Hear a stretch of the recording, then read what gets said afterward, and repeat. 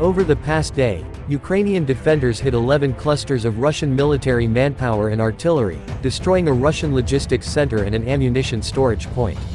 Source: General Staff of the Armed Forces of Ukraine on Facebook. Information is of 6 o'clock on the 1st of May. Quote, "The enemy continues to focus their main efforts on conducting offensive actions on the Lyman, Bakhmut, Avdiivka and Marinka fronts. Units of the Defense Forces of Ukraine repelled more than 36 enemy attacks on these fronts yesterday. Bakhmut and Marinka remain the epicenter of the fighting. Our defenders are firmly holding the line." The so-called administration of Luhansk Oblast is working on the matter of seizing the real estate of Ukrainian citizens who have left the temporarily occupied territories of the region. The seized property is to be transferred to law enforcement agencies. Details: On the Severshina and Slobozhanshina fronts, Russian forces conducted airstrikes on Krasny Kudir in Chernihiv Oblast and Seredyna Buda in Sumy Oblast. They deployed mortars and artillery to fire on the settlements of Mykolaievka, Polohanivka, Arkhipivka, Leonivka and Oleksandrivka in Chernihiv Oblast, Seredyna Buda, Prowers, Druzhba, Bakisk and Sopich in Sumy Oblast, in Chervona Zorya, Veterinarn, Streleka, Libok, Krasny, Vovchansk, Cherniakov and Lashikov in Kharkiv Oblast. On the Kupiansk front, Russian forces did not conduct any offensive actions. They deployed mortars and artillery to fire at the settlements of Kamyanka, Krasny Persh, Novomlinsk, Vorokna, Lyman Pershi, Kyslivka and Berestov in Kharkiv Oblast and Novoselivsky in Luhansk Oblast. On the Lyman front, Russian forces shelled Nevsky, Dubrova and Bilohorivka in Luhansk Oblast and Kolodyazy, Torsky, Verkhnekamiansk, Spern and Rozdalivka in Donetsk Oblast. On the Bakhmut front, Russian forces continue to conduct offensive operations. Fighting continues in the city of Bakhmut. In addition, the occupiers conducted unsuccessful offensive operations in the vicinity of Bodanivka, Ivanovsky and Oleksandro-Shulty. The settlements of Vashukivka, Orikovo-Vasilivka, Novomarkov, Perahorivka, Bakhmut, Chasev Yar, Ivanovsky, Koschantinivka, Bila Hora, Oleksandro-Shultin, Delivka, Pivnikny, Zalians, Pivden and New York in Donetsk Oblast came under Russian fire. On the Avdiivka front, Russian forces conducted offensive actions near the settlements of Avdiivka and Pervomaisk in Donetsk Oblast but did not succeed. They also shelled Novokulinov, Avdiivka, Tanank, Severn, Karlivka, Vodian and Pervomaisk. On the Marinka front, Russian troops kept attacking positions of the Ukrainian army. The fighting for Marinka continues. Krasnohorivka, Pobeda and Novomikhailivka in Donetsk Oblast came under Russian fire. On the Shakhtarsk front, Russian forces did not conduct any offensive actions over the past day. However, they shelled Vuhledar, Novokranka, Prekostivka and Zolotaniva in Donetsk Oblast. Russian forces continue to conduct defensive actions on the Zaporizhia and Kherson fronts. They attacked the settlements of Ramivka, Berlatsky, Novosilka and Novopil in Donetsk Oblast, Olhaivsky, Huliaipol, Bilahiria, Malotokmichka, Novodanilivka, Novoandriivka and Kamyansk in Zaporizhia Oblast, Kherson, Odradokomayanka and Bilozerka in Kherson Oblast. The occupiers also launched an airstrike on Kizimys in Kherson Oblast. Over the past day, the Ukrainian Air Force conducted 4 strikes on clusters of Russian military personnel. Ukrainian servicemen also shot down a Russian Orlan 10 reconnaissance UAV.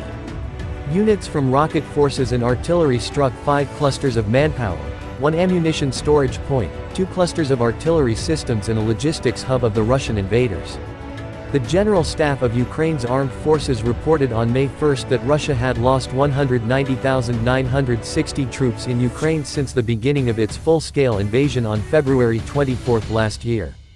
This number includes 450 casualties Russian forces suffered just over the past day.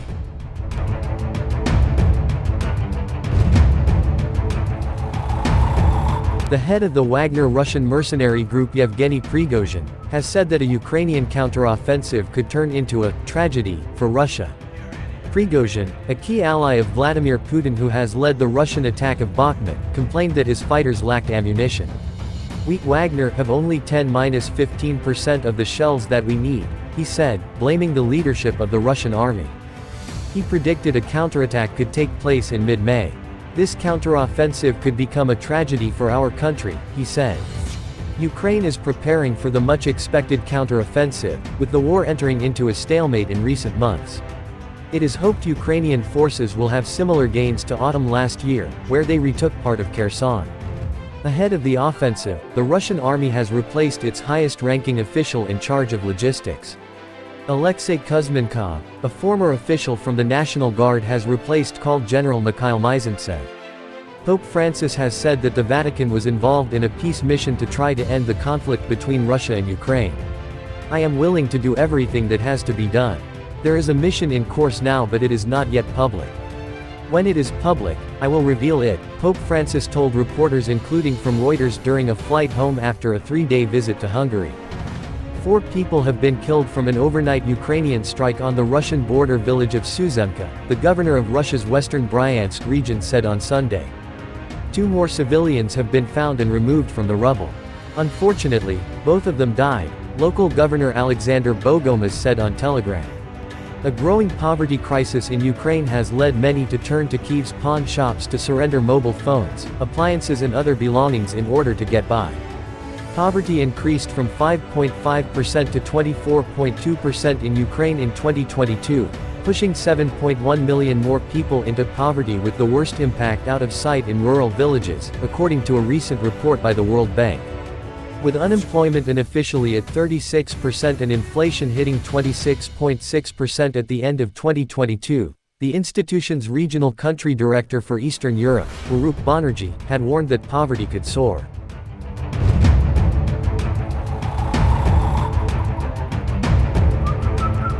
Funerals for 2 of the 6 children killed in a Russian missile strike on a tower block in Lyman, central Ukraine, on Friday have taken place. A cruise missile caused a whole section of the building to collapse, killing at least 23, in one of the deadliest attacks on civilians this year. The number of children killed by the war has reached 477, according to figures just posted to the Ukrainian Prosecutor General's Telegram account. The toll rose after it emerged on Saturday that 2 more children had died in the rocket attack in Lyman. 1 woman was killed in Kherson by Russian shelling. Alexander Prokudin, head of the oblast's regional military administration, said that artillery had hit Bilozerka and Odradokomayanka, during which the 58-year-old was killed. More than 27 attacks were reported on residential areas of the wider Kherson region on Saturday, according to its authorities, with about 135 shells fired. There have been reports of heavy shelling in the Kharkiv region. Several homes in the city of Kupiansk have been hit with anti-aircraft missiles, according to local officials. The hit caused fires at residential houses and garages, and 4 cars were destroyed. No casualties have been reported. The UK Ministry of Defence reports that Russian commanders have likely started punishing breaches in discipline by detaining offending troops in what they call zindans, which are holes in the ground covered with a metal grill. Former U.S. House Speaker Nancy Pelosi has spoken about her surprise visit to Ukraine just after the Russian invasion had begun, a year on from her trip. It was dangerous, Pelosi told the Associated Press. We never feared about it, but we thought we could die because we're visiting a serious war zone. In another interview, Ukrainian President Volodymyr Zelensky recalled the early days of Russia's invasion, saying in an interview he carries a pistol and would have fought to the death alongside his inner circle had the Russians stormed his Kyiv headquarters at the start of the war. I know how to shoot. Could you imagine a headline like "The President of Ukraine is taken captive by Russians"? This is a disgrace. I believe this would be a disgrace, he told the 1+1 television channel.